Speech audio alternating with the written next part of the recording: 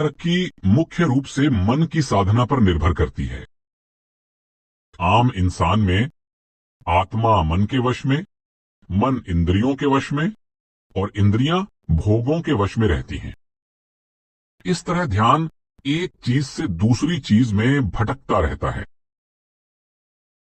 सही बात तो यह है कि इंद्रियां भोगों के पीछे ना दौड़ें, मन इंद्रियों के बहकावे में ना आए और मन के ऊपर आत्मा का कब्जा रहे और वह इसको अपने काम करने के लिए एक औजार की तरह इस्तेमाल करे।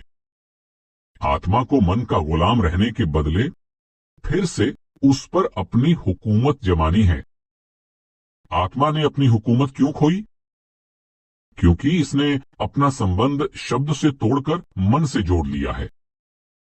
इसलिए अपनी हुकूमत को वापस हासिल करने का इसके पास एक ही कारगर तरीका है और वो है शब्द के साथ जुड़ना। शब्द हमारे अंदर तीसरे तिल में सुनाई देता है, इसलिए हमें इस शब्द को पकड़ने के लिए अपने बिखरे हुए ध्यान को फिर से तीसरे तिल में वापस लाना है। ध्यान को तीसरे तिल में लाने का सबसे आसान तरीका 5 नाम को दोहराना है, ताकि ध्यान तीसरे तिल में नाम के सुमिरन में लगा रहे। ये काम धीरे धीरे होता है। धीरे और लगातार कोशिश से ही जीत होती है। इसलिए विश्वास और पूरी लगन के साथ इस काम में लगे रहें। 27। मुझे ये जानकर खुशी हुई कि आप बताए गए तरीके पर गंभीरता से अमल कर रहे हैं। इसमें जितना ज्यादा समय आप देंगे उतनी ही सफलता मिलेगी। आपका यह ख्याल ठीक है कि आप तब तक कोई सवाल नहीं पूछेंगे जब तक आप इस राह पर कुछ तरक्की न कर लें। कुछ समय के बाद उनमें से बहुत से सवालों को पूछने की जरूरत ही नहीं रहेगी। फिर भी अगर कुछ सवाल ऐसे हों जिनके जवाब जरूरी हों, तो मुझे ऐसे सवालों के जवाब देने में खुशी होगी। जहां तक बाएं कान से जोर से शब्द सुनाई देने का सवाल है, आप ऐसी हालत में बाएं कान से उंगली को हटा लिया करें, लेकिन दाएं कान में उंगली रखे रहें। यह तरीका दाएं कान से शब्द को सुनने के लिए काफी सहायक होगा और शुरू में शब्द को सुनने का यही सही तरीका है। कुछ वक्त के बाद शब्द बीच से आता हुआ मालूम पड़ेगा, न कि दाईं या बाईं तरफ से। शब्द को सुनने का यही सही तरीका है। अगर बाएं कान से शब्द का जोर फिर भी जारी रहे, तो आप अपने ख्याल को शब्द की तरफ से हटा लें और मन को बाहर ले आएं, जिससे बाएं कान का शब्द बंद हो जाए। बाएं कान के इस शब्द को छोड़ना है, क्योंकि ये काल की आवाज है। हमें दयाल के शब्द को पकड़ना है, जो दाहिने भाग या बीच के भाग से आता है। 28। आपने अपने मन की भावनाओं को बहुत ही स्पष्ट रूप में लिखा है। आपने पूछा है, आपने ऐसे इंसान को क्यों स्वीकार कर लिया? बेटा, नाम के चुनाव में गुरु कभी भी गलती नहीं करता। सिर्फ उन्हीं को नाम मिलता है जिनको मालिक वापस बुलाना चाहता है, और तब मालिक गुरु के जरिए अपने कुछ चुने हुए जीवों को शब्द का भेद देता है। परमात्मा की दया की पहली निशानी यह है कि वह उस जीव को सांसारिक कारोबार की ओर से उदास कर देता है और उसमें सत्य की खोज की लालसा पैदा करता है। दूसरी निशानी यह है कि वह उसको गुरु की संगति में लाता है। तीसरी निशानी यह है कि गुरु उसे शब्द धुन का भेद बताता है। चौथी निशानी यह है कि सत्संगी इस शब्द धुन को प्राप्त करने के लिए लगन और विश्वास के साथ अभ्यास करता है और अपनी रूहानी यात्रा शुरू कर देता है।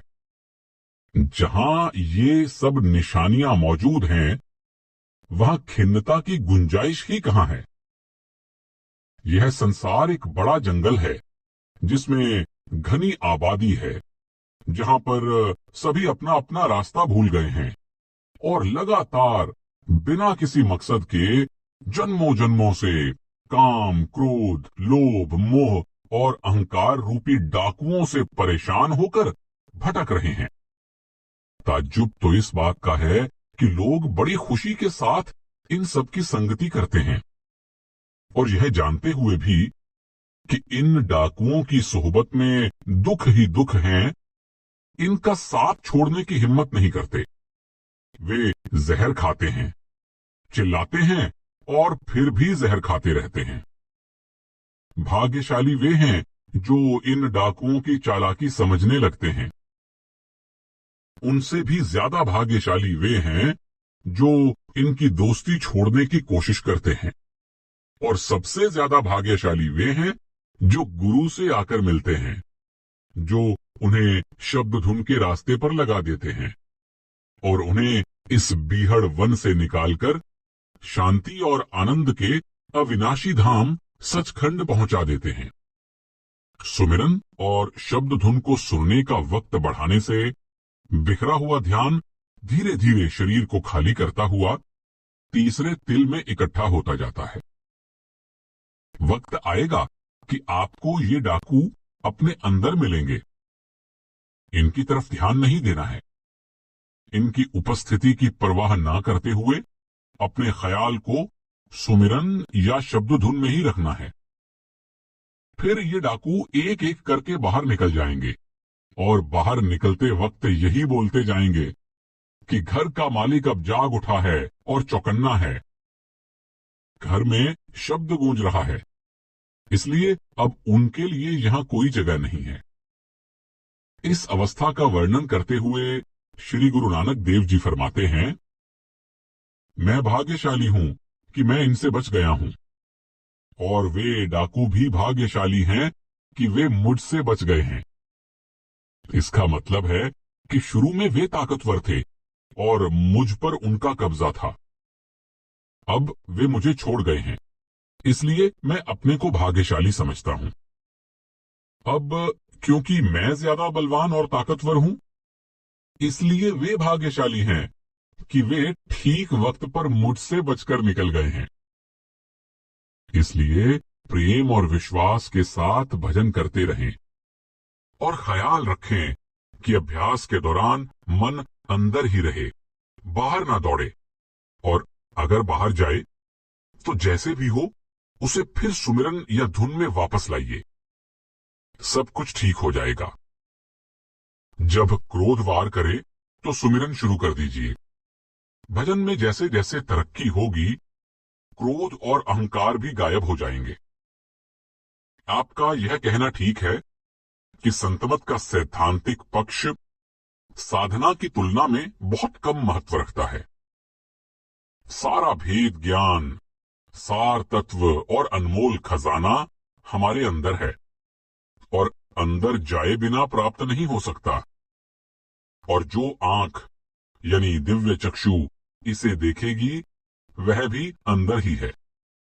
धर्म ग्रंथों को पढ़ना, दर्शन शास्त्रों की चर्चा करना और पाठ करना पानी को मथने के समान है, जिसमें से सिर्फ झाग ही उठता है। अंदर जाना और शब्द के सहारे चढ़ना दूध मथने के समान है, जिससे मक्खन निकलता है।